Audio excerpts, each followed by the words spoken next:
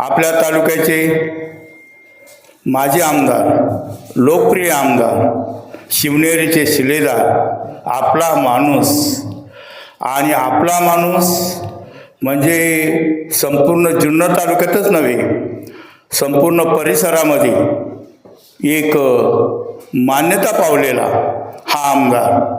आता शरददादांच्या जीवनाबद्दल फार सांगायसारखं आहे. किती खडतर प्रसंगातून, किती त्याला वेळा टकरा घेऊन हा माणूस ज्या वेळेला आमदार झाला त्यावेळेला आपण सर्वांनी साथ दिलेलीच आहे. दादा, मी असं म्हणतो, आपण माझे आहात पण भावीसुद्धा आमदार आहात अशी आमच्या सर्वांकडून मी तुम्हाला शुभेच्छा व्यक्त करतो. वेळ झालेला आहे, अधिकच न बोलता दादा आपलं कार्य पाहता जनमानसाच्या हृदयामध्ये आपण स्थान निर्माण केलेलं आहे.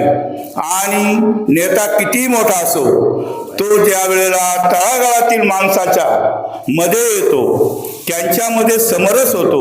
आपण सामुदायिक विवाह वाखाणण्यासारखी बाब आहे ती. तालुक्यामध्ये आपल्या किती तेवढा सामुदायिक विवाह केलेले आहे. आणि बबनराव, तुमचे नवनाथ हर्षलजी गाव विकासाच्या कामामध्ये मुंबईपासून दादांचा फार मोठा सहभाग आहे.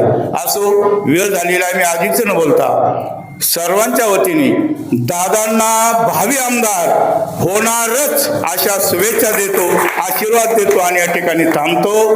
धन्यवाद. जय हिंद, जय महाराष्ट्र.